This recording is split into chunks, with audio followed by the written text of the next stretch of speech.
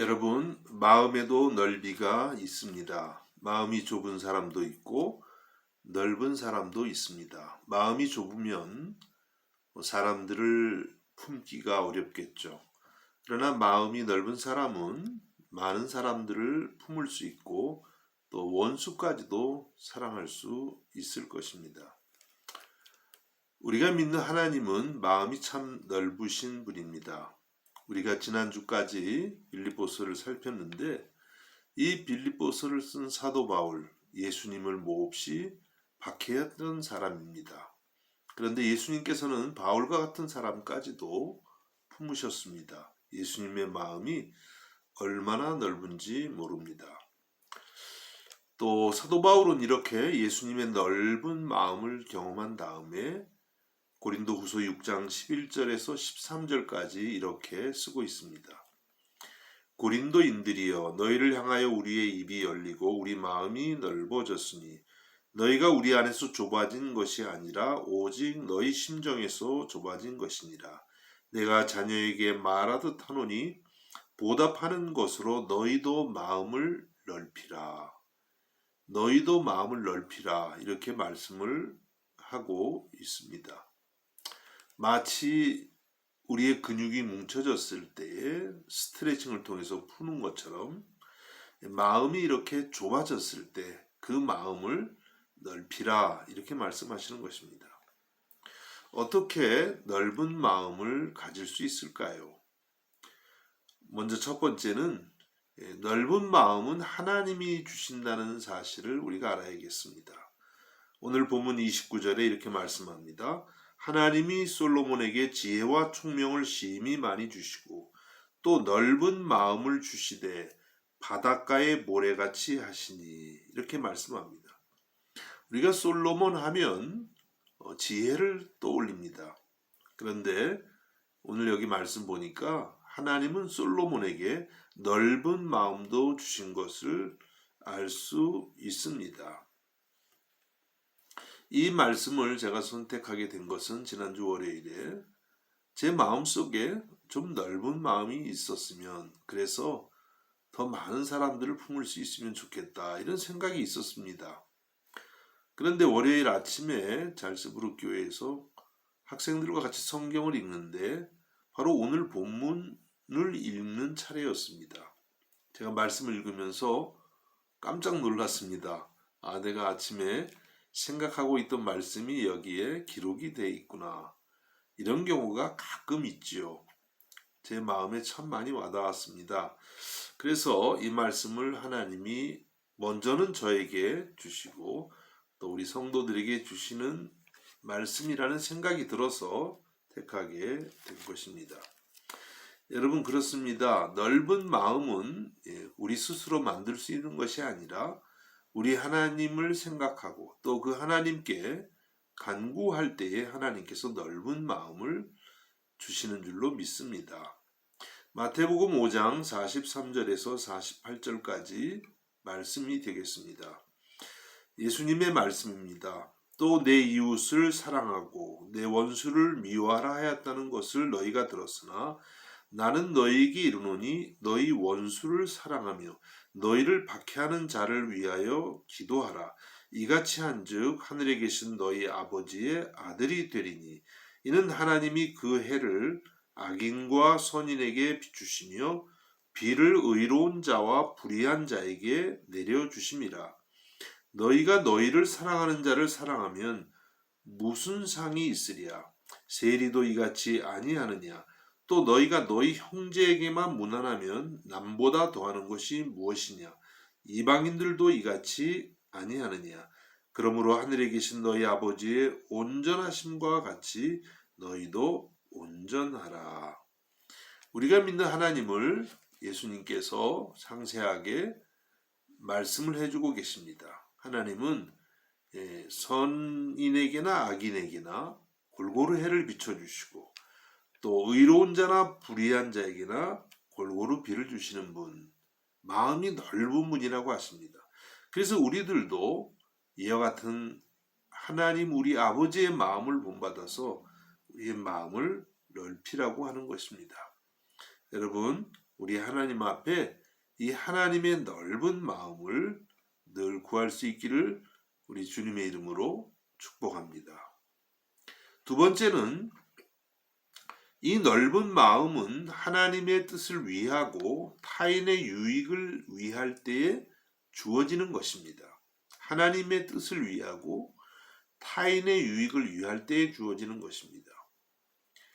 열왕기 3장에 보면 솔로몬이 왕의 직무를 수행하기 전에 먼저 하나님 앞에 1,000번제의 제사를 드리는 내용이 나옵니다. 하나님께서는 솔로몬의 1,000번제를 매우 기뻐하셨고 솔로몬에게 내게 무엇을 줄꼬 이렇게 물으셨습니다. 그때 솔로몬이 하나님께 이렇게 답했습니다. 열왕기상 3장 9절의 말씀입니다. 누가 주의 이 많은 백성을 재판할 수 있사오리이까 듣는 마음을 종에게 주사 주의 백성을 재판하여 선악을 분별하게 하옵소서. 솔로몬은 자기 개인의 유익을 구한 것이 아니라 어떻게 하면 하나님의 공의를 따라 재판할 수 있을 것인가, 또 어떻게 하면은 백성들의 유익을 위할 수 있는 것인가, 이와 같은 마음으로 하나님께 듣는 마음, 지혜를 구했던 것입니다. 우리는 물론 우리 자신을 위해서 기도할 수가 있겠습니다. 그런데 하나님께서는 하나님의 뜻을 위해서 기도할 때에 기뻐하시고 그 기도에 응답하시는 것입니다. 우리가 늘 주기도문을 고백합니다. 주기도문에 나오는 이 기도의 내용도 하나님의 기뻐하시는 뜻을 구하는 것이 우선적임을 말씀하고 있습니다. 마태복음 6장 9절에서 10절까지 말씀입니다. 그러므로 너희는 이렇게 기도하라. 하늘에 계신 우리 아버지여, 이름이 거룩히 여김을 받으시오며 나라가 임하옵시며 뜻이 하늘에서 이루어진 것 같이 땅에서도 이루어지이다. 하나님의 이름이 거룩히 여김을 받는 것, 하나님의 나라가 임하는 것, 또 하나님의 뜻이 이루어지는 것을 구하라고 하셨습니다. 솔로몬의 기도가 그런 것이었습니다. 하나님의 뜻, 하나님의 나라를 구하는 기도였기 때문에 하나님이 응답하셨습니다. 또 그 놀라운 지혜를 사용할 수 있는 넓은 마음도 하나님이 주신 줄로 믿습니다. 이와 같이 하나님은 하나님의 나라와 뜻을 구하는 사람의 마음을 넓게 하십니다. 또 솔로몬은 자기의 욕심을 위해서가 아니라 공동체의 유익을 위해서 기도를 드렸습니다. 이것이 하나님의 기쁨이 되었고 하나님이 넓은 마음까지 주신 것입니다. 그래서 우리는 기도할 때에 나의 유익을 위한 기도도 물론 할 수 있지만 그것보다도 타인의 유익을 위하고 공동체의 유익을 위해서 기도를 해야 될 것입니다. 그때 우리의 마음도 점점 더 넓어지게 되는 줄로 믿습니다. 내가 기도하는 만큼의 범위가 내 마음의 넓이라고 해도 과언이 아닐 것입니다. 사도 바울은 고린도전서 10장 31절에서 33절까지 이렇게 말씀합니다. 그런즉 너희가 먹든지 마시든지 무엇을 하든지 다 하나님의 영광을 위하여 하라. 유대인에게나 헬라인에게나 하나님의 교회나 거치는 자가 되지 말고 나와 같이 모든 일에 모든 사람을 기쁘게 하여 자신의 유익을 구하지 아니하고 많은 사람의 유익을 구하여 그들로 구원을 받게 하라. 사도 바울의 삶의 방향과 목표가 나타나는 그런 말씀입니다. 먹든지 마시든지 다 하나님의 영광을 위하여 하라. 사도 바울은 하나님의 영광을 구하는 삶을 살았습니다. 우리가 방금 말씀드린 것처럼 하나님의 나라와 뜻을 구하는 삶을 사는 것입니다. 그 다음에 사도 바울은 모든 일에 모든 사람을 기쁘게 함으로 자신의 유익을 구하지 않고 많은 사람의 유익을 구하는 삶을 살았습니다. 그것을 통해서 정말 한 사람이라도 더 예수 그리스도를 믿어 구원을 얻게 하려는 것이었습니다.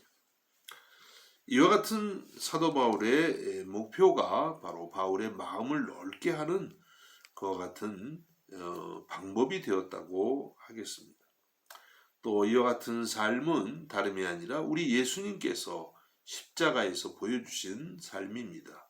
주님은 십자가에서 하나님의 뜻을 이루셨고 또 많은 사람들의 구원을 위해서 자기를 희생하신 것입니다. 여러분, 우리도 넓은 마음을 얻기 위해서 이와 같이 늘 하나님의 뜻을 나의 생각보다 먼저 구하고 그리고 나의 유익보다는 더 많은 이웃들의 유익, 공동체의 유익, 우리 나라와 민족을 위한 유익, 그리고 온 세계를 위한 유익을 구할 수 있는 저와 여러분이 될 수 있기를 주님의 이름으로 축복합니다.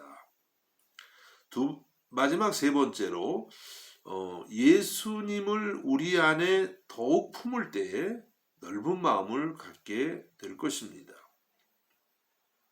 여러분, 예수님은 하나님의 아들로서 모든 지혜와 지식을 가지고 계시는 분입니다. 이 온 세상을 그 마음에 다 품고 계시는 분이죠. 골로새서 2장 3절에 보니까 그 안에는, 다시 말씀드리면 예수 그리스도 안에는 지혜와 지식의 모든 보화가 감추어져 있느니라, 이렇게 말씀합니다. 예수님 안에 모든 지혜와 지식이 다 들어가 있다는 겁니다. 세계를 품고 계신다는 것이죠. 그래서 우리가 예수님을 믿게 되면 우리 안에 이 세상의 모든 것을 품고 계시는 주님이 들어와 계시기 때문에 우리의 마음도 점점 넓어질 수밖에 없는 것입니다. 그래서 우리는 언제나 우리 안에 계시는 예수 그리스도를 통해서 살아가는 법을 연습해야 될 것입니다. 사도 바울은 갈라디아서 2장 20절에 이렇게 고백합니다. 내가 그리스도와 함께 십자가에 못 박혔나니 그런즉 이제는 내가 산 것이 아니요 오직 내 안에 그리스도께서 사시는 것이라. 이제 내가 육체 가운데 사는 것은 나를 사랑하사 나를 위하여 자기를 버리신 하나님의 아들을 믿는 믿음 안에서 사는 것이다, 이렇게 말씀합니다. 사도 바울은 고백합니다. 이제는 내가 사는 것이 아닙니다. 이제는 오직 내 안에 예수님이 사십니다. 나는 이제 오직 예수님을 통해서 살아가고 있습니다, 이렇게 고백하는 것이죠. 예수님의 마음으로 이제 자신을 보고, 예수님의 마음으로 세상을 보고, 예수님의 마음으로 나의 인생의 꿈과 비전을 이루어간다고 고백했던 것입니다. 여러분, 우리들도 예수님을 마음에 더 품고 더 알아가면서 주님의 마음으로 이 세상을 바라볼 수 있길 원합니다. 그때 우리 마음도 주님을 따라 점점 더 넓어지게 될 줄로 믿습니다. 청년 때에 이런 제목의 책을 읽은 기억이 있습니다. 세계를 품은 그리스도인이라는 제목입니다. 정말 제 마음을 참 감동시킨 책이었습니다.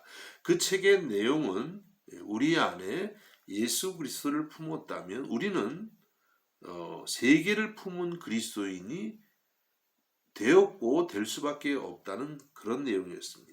왜냐하면 우리 안에 계신 예수님이 온 세계를 품고 계시는 만유의 주가 되시기 때문이라는 것이죠.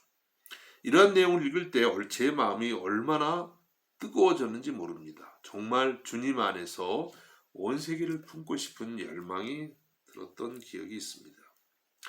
그 책에서 강조했던 말씀은 늘 강조하는 이 마태복음 28장 19절과 20절의 말씀이었습니다.